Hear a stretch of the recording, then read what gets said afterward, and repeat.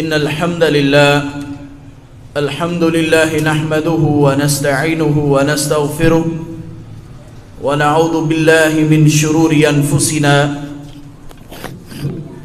وسيئات أعمالنا من يهده الله فلا مضل له ومن يضلل فلا هادي له ونشهد أن لا إله إلا الله وحده لا شريك له ونشهد أن محمدًا عبده ورسوله أما بعد فإن خير الكتاب كتاب الله وخير الهدي هدي محمد صلى الله عليه وسلم وشر الأمور محدثاتها وكل محدثة بدعة وكل بدعة ضلالة وكل ضلالة في النار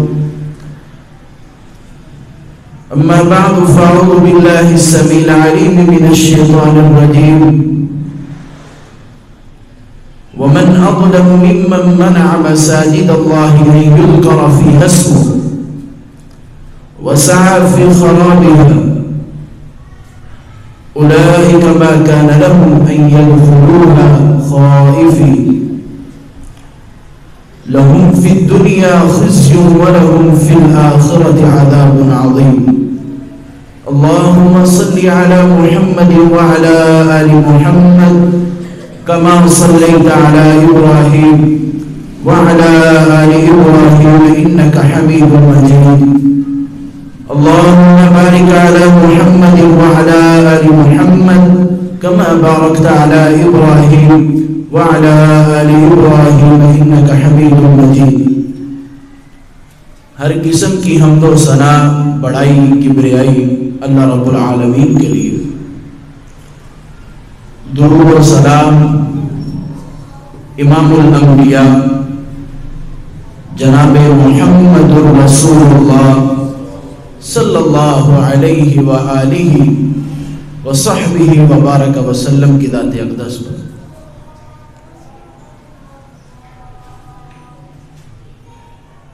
سامعین محترم، جگہوں کے اعتبار سے سب سے محبوب ترین جگہ اللہ کے نزدیک مسجد ہے، اور سب سے بری جگہ اور سب سے ناپسندیدہ جگہ اللہ کے ہاں بازار ہے۔ جناب محمد رسول اللہ صلی اللہ علیہ وسلم نے ارشاد فرمایا، احب البلاد الی اللہ مساجدها وابغض البلاد الی اللہ اسواقها۔ مسجدیں محبوب اس وجہ سے ہیں کہ ان میں اللہ کا ذکر ہوتا ہے، اللہ کی عبادت کی جاتی ہے، اللہ کے آگے گڑگڑایا جاتا ہے،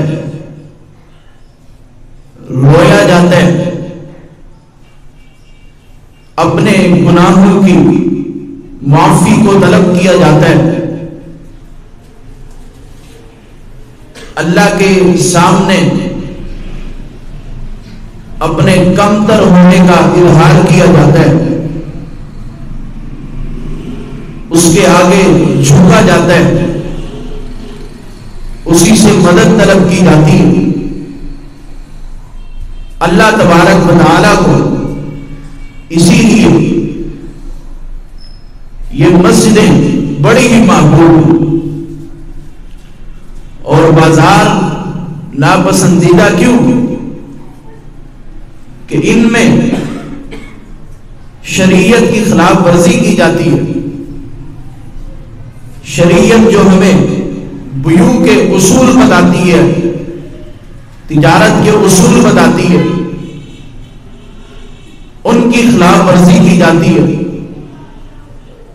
دھوکے بازی عام ہوتی ہے، وہاں پر گناہ کا ہونا کثرت سے پایا جاتا ہے۔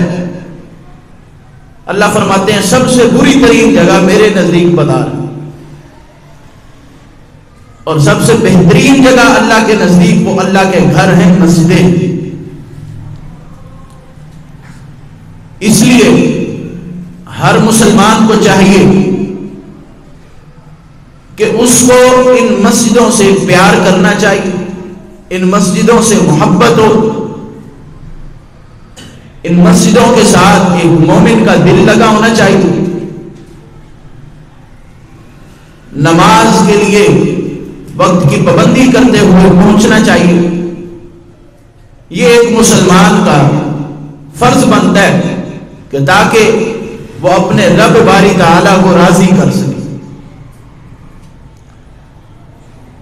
ان کو آباد کرنا یہ ہم سب کی ذمہ داری ہے، اور ان کو ویران کرنے والے کے لیے اللہ نے وعید سنائی، فرمایا وَمَنْ أَظْلَمُ مِمَّنْ مَنَعَ مَسَاجِدَ اللَّهِ،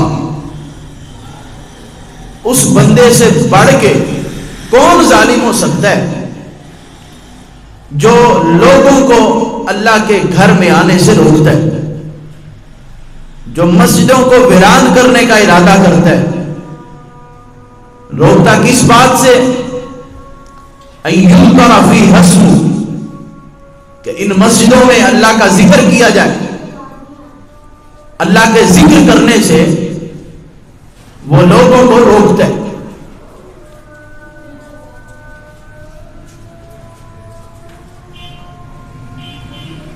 أَن يُذْكَرَ فِيهَا اسْمُهُ وَسَعَى فِي خَرَابِهَا، اور مسلمانوں کے درمیان فساد برپا کرنے کی کوشش کرتا ہے، خرابی پیدا کرتا ہے۔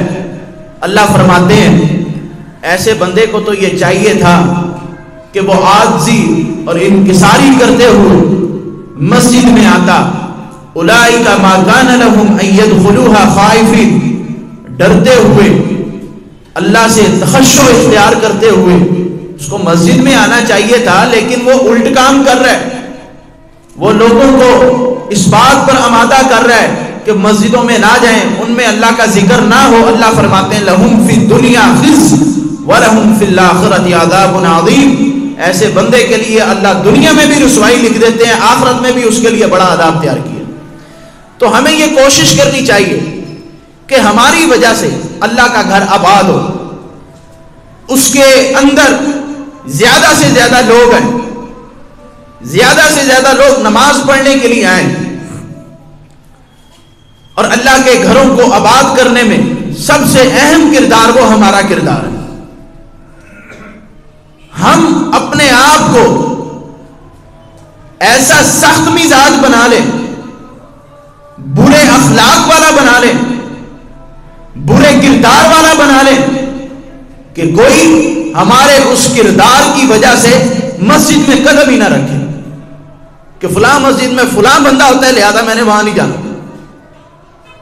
پھر کہیں ایسا نہ ہو آپ اس زمرے میں آئے وَمَنْ أَظْلَمُ مِمَّنْ مَنَعَ مَسَاجِدَ اللَّهِ یا لَهُمْ فِي الدُّنْيَا خِزْيٌ وَلَهُمْ فِي الْآخِرَةِ عَذَابٌ عَظِيمٌ۔ اپنے اندر نرمی پیدا کیجیے، اپنے اخلاق کو بہتر بنائیے تاکہ لوگ آپ سے محبت کریں۔ آپ کی وجہ سے کوئی بھی ایسا نہ ہو کہ وہ ناراض ہو کر مسجد چھوڑ کے چلا جائے۔ جو سب سے بہترین گھر ہے، جو اللہ کو محبوب ترین ہے، جو مسجدوں کو ویران کرنے والا، اللہ نے اس کو ظالم کہا ہے، اس کے لیے دنیا میں بھی رسوائی ہے، آخرت میں بھی رسوائی ہے۔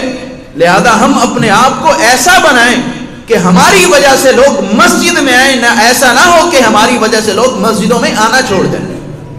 ہمیں اپنے آپ کو ایسا بنانا چاہیے اور کوشش کرنی چاہیے کہ ہم لوگوں کو مسجدوں میں لے کر آئیں۔ اور جو مسجدوں کو آباد کرنے والے اللہ فرماتے ہیں انما یعمر مساجد اللہ من آمن باللہ والیوم الآخر واقام الصلاۃ وآتى الزکاۃ ولم یخش الا اللہ فعسى اولئک ان یکونوا من المہتدین۔ اللہ کی مسجدوں کو صرف وہی لوگ آباد کرتے ہیں جو اللہ پر ایمان لاتے ہیں، آخرت کے دن پر ایمان لاتے ہیں، نماز قائم کرتے ہیں، زکوٰۃ ادا کرتے ہیں، اللہ کے علاوہ ان کے دل میں کسی اور کا ڈر نہیں ہے، فرمایا یہی لوگ ہدایت پر۔ اس آیت کے حوالے سے 3 باتیں ہیں جو آپ کے سامنے رکھنا چاہتا ہوں۔ پہلی بات یہ ہے کہ اللہ سبحانہ و تعالی نے مسجد کی نسبت اپنی طرف، مساجد اللہ، اللہ کی مسجدیں، اللہ کے گھر، جس چیز کی نسبت اللہ کی طرف ہو جاتی ہے وہ چیز معزز بن جاتی ہے۔ اس کی عظمت کے لیے یہی کافی ہوتا ہے کہ اس کی نسبت اللہ کی طرف ہے۔ بیت اللہ، اللہ کا گھر، ہمارے بھی گھر ہیں، فلانے کا گھر، فلاں کا گھر، لیکن جو گھر اللہ کا ہے وہ تمام گھروں میں سب سے زیادہ افضل۔ ہم بھی پیغام رساں بھیجتے ہیں، کسی کو پیغام بھیجا کہ فلاں بندے کو جا کر دے آ، لیکن جو پیغام رساں اللہ کا ہے، رسول اللہ، اس کی نسبت اللہ کی طرف ہے۔ اس نسبت کی وجہ سے وہ پیغام رساں سب پیغام رساں سے اعلیٰ ہے۔ جو جناب محمد الرسول اللہ صلی اللہ علیہ وسلم، آپ اللہ کے رسول ہیں، اللہ کا پیغام لوگوں تک آپ نے پہنچایا، آپ تمام پیغام رسانوں سے اعلیٰ۔ جس چیز کی نسبت اللہ کی طرف ہے وہ چیز سب سے اعلیٰ۔ مسجدیں، ان کی نسبت بھی اللہ کی طرف، اس لیے یہ بھی ان کی عظمت کے لیے یہی چیز کافی ہے کہ ان کی نسبت اللہ کی طرف۔ یہ اللہ کے گھر ہیں، یہاں پر مسلمان جھکنے کے لیے آتے ہیں، گریہ داری کرنے کے لیے آتے ہیں، آہو بکا اللہ کے سامنے پیش کرتے ہیں۔ یہ مسجدیں اسی لیے سب سے معزز ہے۔ دوسری بات اس آیت کے حوالے سے کہ مسجدوں کو آباد کرنے والے لوگ کون ہیں؟ من آمن باللہ، جن کو اللہ پر یقین ہے، اللہ پر ان کا ایمان ہے، اللہ کو مانتے ہیں، اللہ پر ایمان لاتے ہیں۔ اللہ فرماتے ہیں یؤمنون بالغیب، بن دیکھے رب پر ایمان رکھتے ہیں۔ فرمایا یہی لوگ ہدایت پر ہیں۔ اولئک علی ھدی من ربہم واولئک ھم المفلحون۔ ایسے بندے، 5 صفات سورہ بقرہ کے شروع میں ذکر ہوئی ہیں، میں نے اپنے جو موضوع کے مطابق ہے وہ آپ کے سامنے رکھی۔ یؤمنون بالغیب، بن دیکھے ایمان، نہیں پتا جنت کیا ہے، نہیں پتا اللہ نے عذاب کی صورت کیا بنائی، نہیں دیکھا، لیکن پتا ہے کہ اللہ ایسا کرے گا، مومنوں کے لیے جنت بنائے گا، کافروں کے لیے جہنم ہے، تو ہم اس پر ایمان لائے ہیں، بن دیکھے ایمان لائے۔ اللہ فرماتے ہیں اولئک علی ھدی من ربہم واولئک ھم المفلحون، یہ ہدایت پر ہیں، یہی لوگ کامیاب ہیں۔ یؤمنون، اللہ پر ایمان لانا، من آمن باللہ والیوم الاخر، اللہ پر ایمان۔ پھر حدیث میں آتا ہے ایمان کی جو صرف ایمان کن کن چیزوں پر ایمان لانا ضروری ہے، ان میں سے ایک آخرت پر ایمان ہے۔ آخرت پر بھی ایمان لانے والے کہ قیامت قائم ہوگی، جزا سزا کا دن ہونا ہے، اللہ نے اپنے ماننے والوں کو جنت میں داخل کرنا ہے، نہ ماننے والوں کو جہنم میں داخل کرنا ہے۔ ایک دن ایسا آئے گا جس میں اللہ تبارک و تعالیٰ تمام مخلوق کا حساب لیں گے، اس پر بھی وہ ایمان لاتے ہیں۔ اقام الصلاۃ، اگلی بات، مسجدوں کو آباد کرنے والے وہ ہوتے ہیں جو نماز کی اقامت کرتے ہیں۔ اللہ نے اقام الصلاۃ کے لفظ بولا ہے، اقامت کرنا، نماز کی پابندی کرنا، یہ نہیں کہ ایک پڑھی تو دوسری چھوڑ دی، ایک دن نماز پڑھی تو اگلے دن چھوڑ دی، یا جمعہ نماز پڑھنے ہے، یا پھر پورا سال نماز چھوڑی اور عید کے عید نماز پڑھنے گئے، یا کسی کو وہ نماز بھی نصیب نہیں ہوتی۔ اقامت الصلاۃ سب سے اہم فریضہ، نماز کی اقامت کرنے والے یہی لوگ مسجدوں کو آباد کرنے والے، زکوٰۃ دینے والے، جن کا اللہ پر ایمان ہوگا وہ نماز کی بھی اقامت کریں گے، وہ زکوٰۃ بھی دیں گے اگر ان کے اوپر زکوٰۃ فرض ہے۔ وَلَمْ يَخْشَ إِلَّا اللَّهُ، ان کے دل میں اللہ کے علاوہ کسی اور کا ڈر نہیں ہے، صرف اور صرف وہ اللہ رب العزت سے ڈرتے ہیں، اللہ سے ہی ڈرنے والے ہیں، اللہ کے آگے ہی جھکتے ہیں۔ یہی لوگ ہوتے ہیں جو مسجدوں کو آباد کرتے ہیں۔ فَعَسَىٰ أُولَٰئِكَ أَن يَكُونُوا مِنَ الْمُهْتَدِينَ۔ تیسری بات اس آیت کے حوالے سے یہ ہے کہ یہ صفات والے، جن کی یہ صفتیں ہیں، یہی لوگ ہدایت پر، مسجدوں کو آباد کرنے والے بھی یہی ہیں اور ہدایت پر بھی یہی لوگ، اور ہدایت اسی کو اللہ فراہم کرتے ہیں جو ہدایت طلب کرتا ہے. ہدایت مانگنے والے کو ہدایت ملتی ہے. جب بندہ کسی چیز کی تلاش میں لگ جاتا ہے، یہ انسان کی فطرتی بات ہے کہ جب کسی چیز کی تلاش میں لگ جاتا ہے اس کو پا لیتا ہے. ایک انسان اگر ہدایت کو ڈھونڈے گا، اللہ تبارک و تعالیٰ اس بندے کو ہدایت دے دیتے ہیں. اور اس کی دلیل ہمارے رب نے قرآن میں واضح فرما دی، وَأَنَّ اللَّهَ يَهْدِي مَن يُرِيدُ، اللہ ہدایت اس کو دیتے ہیں جو ارادہ کرتا ہے. فرمایا وَأَنَّ يَهْدِي إِلَيْهِ مَنْ أَنَابَ، ہدایت اس کو ملتی ہے جو اللہ کی طرف رجوع کرتا ہے. ہم جب ہدایت، ہم کہتے ہیں نا اللہ توفیق دے.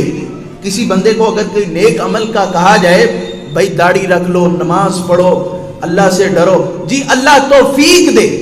اللہ تو توفیق تب دے گا جب آپ توفیق مانگیں گے. آپ توفیق مانگے نا اور آپ کو خامخواہ توفیق مل جائے.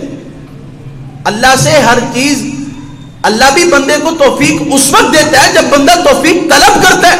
بندہ ہدایت طلب کرے گا تو اللہ کی طرف سے ہدایت آئے گی. جب ہدایت بندہ طلب ہی نہیں کرتا ہے، اللہ ہدایت کیسے دے گا؟ اللہ فرماتے وما یضل بہ الا الفاسقین، جو ہدایت نہیں مانگتے، فاسق ہیں، کافر ہیں، اللہ ان کو گمراہی رکھتا ہے. وہ تو گمراہ ہی رہیں گے، انہوں نے سیدھے راستے پہ آنا ہی نہیں ہے. جو ہدایت کو مانگتے نہیں ہیں، ایمان کو طلب ہی نہیں کرتے، وہ کیسے مومن بن سکتے ہیں؟ وہ کیسے ہی ہدایت یافتہ ہو سکتے ہیں جو ہدایت کو نہ طلب کریں؟ اس آیت کے حوالے سے 3 باتیں آپ کے سامنے رکھی. مسجدوں کو آباد کرنے والے جو اللہ پر ایمان لاتے ہیں، جو نماز کی اقامت کرتے ہیں، جو زکوٰۃ ادا کرتے ہیں اور جن کے دل میں صرف اللہ کا ڈر ہے، یہی لوگ مسجدوں کو آباد کرنے والے. مسجدوں کو آباد کرنے والوں کے لیے احادیث میں بھی بڑی فضیلتیں آئی ہیں. چند حدیثیں آپ کے سامنے رکھ دیتا ہوں. رسول اللہ صلی اللہ علیہ وسلم نے ارشاد فرمایا، سلسلۃ الصحیحہ کی روایت ہے، من توضأ وجاء الى المسجد فهو زائر اللہ وحق على المزور ان يكرم الزائر. جس بندے نے وضو کیا اور مسجد کی طرف آیا، فهو زائر اللہ، وہ بندہ اللہ کا مہمان ہے. وحق على المزور ان يكرم الزائر، میزبان کا حق بنتا ہے کہ وہ مہمان کی تکریم کرے. ہمارے ہاں بھی مہمان آتے ہیں، جب ہم میزبان ہوں تو ہم اپنے مہمان کی خاصی عزت کرتے ہیں کہ کہیں جب وہ ہمارے گھر سے جائے تو کسی قسم کی کوئی شکایت لے کر نہ جائے. اور جو اللہ کا مہمان ہوگا کہ اللہ اس کی عزت نہیں کرے گا. اور اللہ کی عزت کس طرح ہوگی؟ جو اس گھروں کو آباد کرنے والے ہیں، اللہ پر ایمان لانے والے ہیں، اللہ ان کو جنتوں سے نوازے گا، اس کی نعمتوں سے نوازے گا. لہذا ہم کو چاہیے کہ یہ سوچ کر آئیں، ہم مسجد میں جا رہے ہیں، اللہ کے مہمان بننے جا رہے ہیں. اللہ ہمارا میزبان ہے اور وہ ہماری تکریم کرے گا. فَهُوَ زَائِرُ اللَّهِ وَحَقٌّ عَلَى الْمَزُورِ أَن يُكْرِمَ الزَّائِرِ، میزبان پر حق ہے کہ وہ اپنے مہمان کی تکریم کرے. ایک اور حدیث میں آیا، رسول اللہ صلی اللہ علیہ وسلم نے ارشاد فرمایا، بشر المشائین بالظلم بنور التام یوم القیامہ، جو اندھیروں میں مسجد کی طرف چل کے آتے ہیں ان کو قیامت کے دن ایک مکمل نور کی خوشخبری سنا دی گئی ہے. اندھیروں میں مسجدوں کی طرف چل کے آنا اور آ کر نماز پڑھنا، راستے کے اندر دقت پریشانی برداشت کر لینا اور آ کر صبح کی نماز پڑھنا، عشاء کے وقت اگر کوئی خوف و ہراس ہو یا صبح کے وقت کوئی خوف ہو، اس کے باوجود مسجد میں آ کر اللہ کی بارگاہ میں جھک جانا. اندھیرے میں چل کے آیا ہے، خوف و ہراس میں چل کے آیا ہے، اللہ قیامت کے دن اس کا خوف بھی ختم کر دیں گے، اس کے لیے اپنی طرف سے ایک مکمل نور اس کو فراہم کر دیں گے. اور اسی طرح رسول اللہ صلی اللہ علیہ وسلم نے ارشاد فرمایا، جو بندہ مسجد کی طرف آتا ہے، وضو کیا اس نے اور مسجد میں آیا، اعد اللہ لہم الجنہ، اللہ اس بندے کے لیے جنت تیار کر دیتے ہیں. کلما غدا او راحا، وہ جس وقت مرضی ہے، چاہے صبح کو ہے چاہے شام کو ہے، مسجد میں آیا ہے، اللہ نے اس بندے کے لیے جنت کے اندر مہمانی تیار کر رکھی ہے. اور آپ نے فرمایا من تطہر فی بیتہ، جس بندے نے اپنے گھر سے وضو کیا، پاکیزگی کو حاصل کیا، طہارت کی یعنی وضو کیا، اور مسجد کی طرف چلتا ہے، جب وہ مسجد میں آتا ہے ایک قدم اٹھاتا ہے، اللہ اس قدم کے اٹھانے پر اس کا گناہ معاف فرما دیتے ہیں، جب دوسرا قدم اٹھاتا ہے اللہ اس کے درجات بلند فرما دیتے ہیں۔ یہ مسجد میں آنے کی فضیلت بتائی، مسجدوں کو آباد کرنے والوں کے لیے انعامات ذکر کیے قرآن میں بھی احادیث میں بھی، لہذا ہمارا یہ حق بنتا ہے کہ ہم اللہ ذوالجلال والاکرام کے ان گھروں کو آباد رکھیں، اور آباد کرنے میں سب سے پہلا جو حق ہے وہ ہم خود دیں۔ کون ان مسجدوں کو آباد کر سکتا ہے؟ وہ ہم خود ہیں جو آپ سن رہے ہیں، اور آگے آپ کسی کو سنائیں، ان کو بتائیں کہ ہماری ذمہ داری ہے کہ ہم ان مسجدوں کو آباد رکھیں۔ جس طرح ہم جمعے کے اندر پوری مسجد فل ہوتی ہے، کیا نمازوں میں، باقی نمازوں میں ہمیں کیا اللہ نے حکم نہیں دیا کہ ہم نمازیں پڑھیں؟ صرف ہم نے اپنے اوپر جمعے کی نماز فرض کی، اور وہ بھی ہم نے اس وقت آنا کہ جب نماز کے کھڑے ہونے کا وقت ہو جائے گا، کہ اپنی مرضی کا دین ہم نے بنا لیا۔ ایسے لوگ مسجدوں کو آباد کرنے والے نہیں ہوتے، اور پھر وہ ان فضیلتوں سے جو ابھی میں نے ذکر کیے محروم ہو جاتے ہیں۔ مسجدوں کو آباد کیجئے اور ان انعامات کو اپنے لیے بنائیے، تاکہ اللہ یہ نعمتیں آپ کے لیے کر سکے۔ آپ مسجد میں نہ آئیں، آباد نہ کریں، اللہ کو یاد نہ کریں، آپ کیسے جنت میں جا سکتے ہیں؟ لہذا مسجدوں کو آباد کرنا سب سے پہلا حق ہم سب کا خود بنتا ہے کہ ہم اللہ کے گھر میں آئیں اور اس میں نماز پڑھیں۔ دوسرے نمبر پر پھر جو ہمیں کوشش کرنی ہے وہ ہم نے اپنی اولاد کو لے کر آنا ہے، جس کے متعلق اللہ ہم سے قیامت کے دن سوال کرے گا۔ اولاد دی تھی، نعمتیں دی تھی، مال دولت سب کچھ دیا تھا، بتا تربیت کیا کی تھی؟ کلکم راع وکلکم مسئول عن رعیتہ، ہر ایک بندہ کسی نہ کسی معاملے پر نگہبان ہے، اللہ نے اس سے سوال کرنا ہے کہ اپنی نگرانی کا انہیں کیا حق ادا کیا۔ آپ کو اللہ نے اولاد دی، اللہ قیامت کو پوچھے گا نماز کی طرف لگایا تھا کہ نہیں، دین کی طرف لگایا تھا کہ نہیں۔ ہم بڑی بڑی ڈگریاں دلوا دیتے ہیں اور پی ایچ ڈی اور اس سے بھی اوپر چلے جاؤ، لیکن کیا ہے؟ دیکھ کر قرآن پڑھنا نہیں آتا۔ یہ المیہ ہے، المیہ ہیں تو مسلمان، پیدا ہوئے مسلمانوں کے گھر، زندگیاں گزر چکی ہیں، پتہ نہیں ہے۔ اگر نماز بھی پڑھنے آ جاتے ہیں کہ امام نے نماز میں جو پڑھا ہے اس کا ترجمہ کیا ہے، کچھ نہیں پتا، ایسے ہی انجانے میں ہم زندگی بسر کر رہے ہیں۔ یہ بہت بڑا المیہ، آج مسلمان اس بات پر غور کریں۔ جو غیر مسلم ہیں، جو مسلمانوں کے خلاف نئے نئے ہتھ کنڈے تیار کر رہے ہیں، وہ آپ سے زیادہ قرآن کو پڑھتے ہیں۔ اسی سے پڑھ پڑھ کے وہ اپنے ہمارے خلاف نئی نئی چیزیں تیار کرتے ہیں۔ یہودیوں نے ہمارے نبی علیہ الصلوۃ والسلام کی حدیث پڑھی کہ غرقت کا جو درخت ہے وہ انہی کا حامی ہوگا، اس وقت نہیں بولے گا، انہی کا ساتھ دے گا، باقی جو درخت ہوگا کہے گا او مسلمان میرے پیچھے یہودی چھپا ہوا ہے، اس کو آ کے قتل کر۔ لیکن یہ درخت نہیں بتائے گا۔ آج اگر دیکھ لیجئے اسرائیل کے اندر سب سے زیادہ اگر کسی درخت کی کاشت ہوتی ہے تو یہ درخت ہے۔ انہوں نے پوری دنیا میں سے وہ درخت اکٹھا کیا اور اپنے علاقے کے اندر انہوں نے اس کو لگایا۔ آپ سے زیادہ ان کو ایمان ہے ہمارے نبی کی بات پر، آپ کس حد تک بات اس کی نبی کی بات پر ایمان لا رہے ہیں؟